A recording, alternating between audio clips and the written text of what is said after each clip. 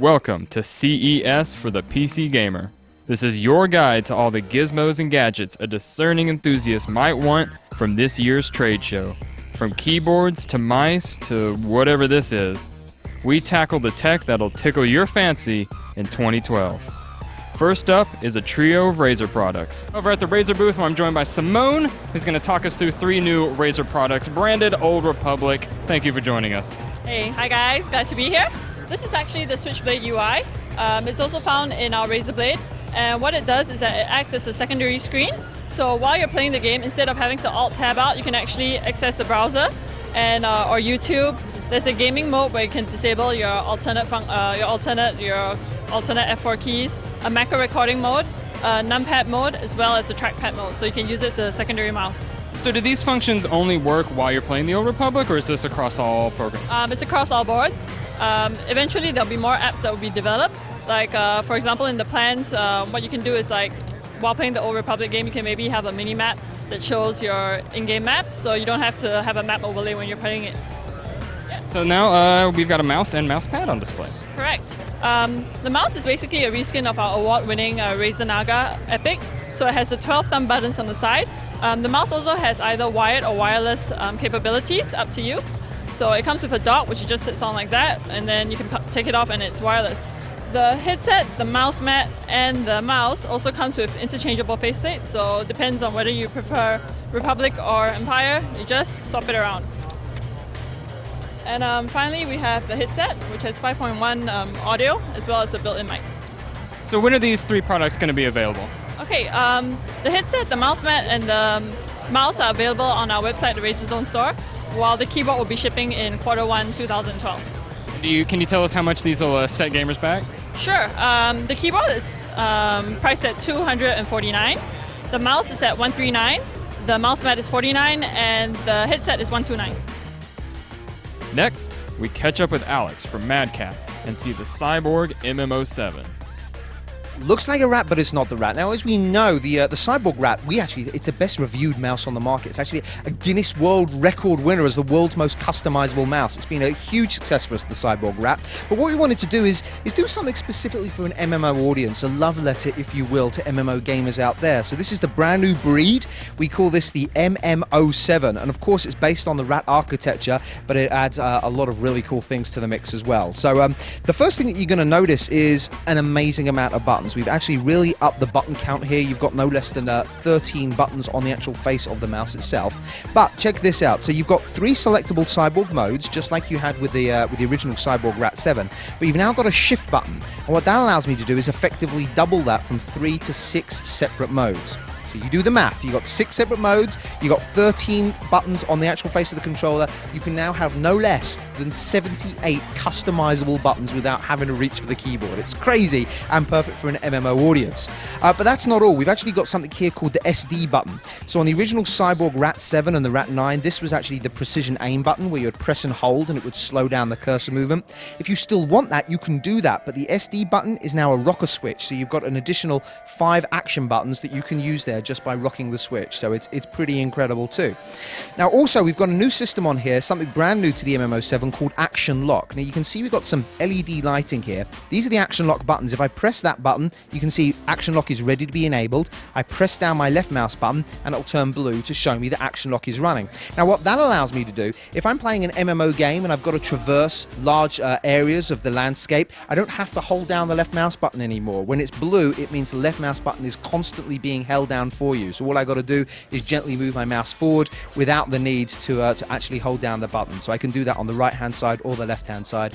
Action Lock, which is a brand new feature to the mouse. As ever, solid metal construction. You've got a removable weight system there, fully adjustable, and it even comes with a customizable, unique World of Warcraft plugin as well. So when you're playing World of Warcraft, you've got a little plugin and enables you to drag and drop spells to the mouse, and you don't have to go through complicated or laborious programming. It's just drag and drop. So it's a pretty incredible product. Is that plugin something that's built into World of Warcraft itself? Yeah, well, you actually get a disc with the driver, so you can just download a driver and it integrates right into World of Warcraft, and then you've got a little icon that appears on the screen. You just click it and it opens up like a little spell book for you, and you can just drag and drop. Third is, well, a bit excessive. Patrick explains. This is the Emperor 1510. It was originally built to be a workstation. So what we took is we took different components from the office and integrated into one machine. But it actually became quite a gaming machine. So tell us about the different functions of this contraption. What all can it do? So the upper section will lift to give room for the user to take place. And once inside, you lower the monitors, and then you can choose the position of the entire machine. You can tilt backwards this way. And you have surround sound, you have keyboard, I mean all the different components that you need. So what was your inspiration for the design of this product? The design itself, the styling, it comes from the Emperor Scorpion, because we thought the tail of the Scorpion was similar to what we had started to design, so that's why we named the machine that way. So in addition to its business applications, what sort of gaming applications could this device have?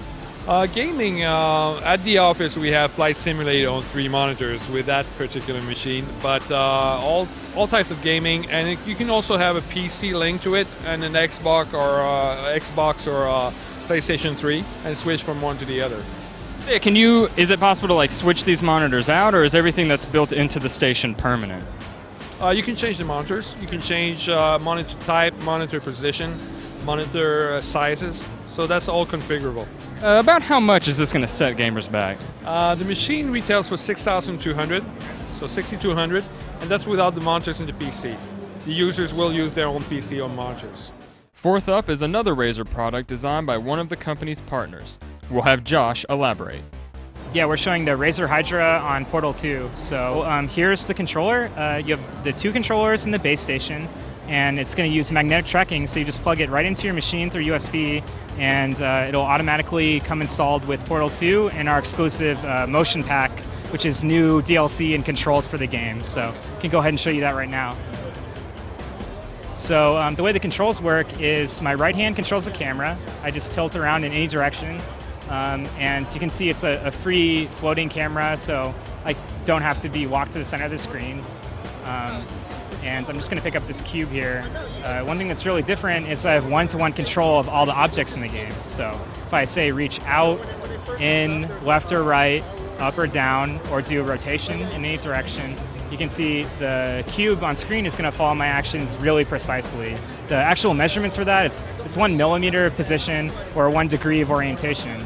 And we've designed from the ground up all new content, new puzzles that really take advantage of everything the controllers can do. So this level, I'll stretch out this cube into a bridge to cross. And you mentioned this technology is powered by magnets, is that correct? Yeah, that's pretty much right. Basically, there's a low-intensity magnetic field that's being generated by the base station from USB power, and we can use that to measure the absolute position and orientation of these controllers. So it's not totally new technology, but it's the first time it's been in the consumer market. It's the first time it's been used for gaming, so the performance is definitely there, and it's been a really good option, I think, for lots of different kinds of games. All right, well, when and where can folks get their hands on the Hydra? So the Hydra is available now at major retailers. You can also get it directly from Razer Zone, and they're actually now also available from the 6th Sense website too. So, fifth and final is something no PC gamer should be without. Ken, take it away. First product we wanted to talk about was the Metro Datavac electric duster. The electric duster was created to eliminate the need for canned air. So the reason behind it is tens of thousands of cans going into landfills every day. The duster has no ozone depleting propellants, no cans going into landfills. The cans don't get ice cold to the touch on an electric duster. There's no condensation. So you can turn the product upside down, right side up, and there's not shooting condensation into your electronics. And the best part about it is that you never have to buy a can of air again. So cans ranging between $5, $10, $15 a can. This is a one-time purchase. Suggested list is about $70, $80.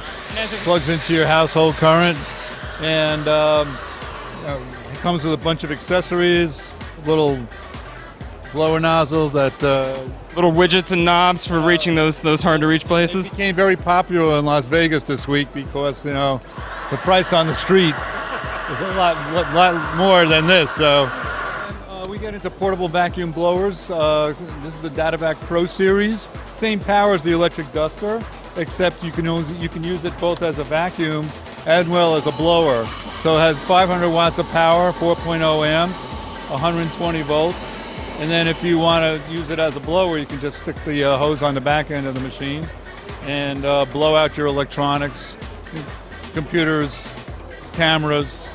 So you're saying it blows as well as sucks? Is that right? Exactly what it is. In Vegas terminology, it's within the spirit of the season here. Absolutely. So you've got, and this one also, it's got all the attachments and gizmos that we saw on the. A little micro cleaning toolkit, crevice tool, dusting brush, air pin pointer. All these products made in the U.S. So if it's late at night, I've got a little bit of Cheeto fingers going on. Dust gets down on the keyboard. This is what I'm turning to. Absolutely. And not only that, you'll see the amount of dust that is going to come out of your system when you're using these products. It's amazing. So are both of these products available now? Yes, they are. And then how much are they going to set gamers back?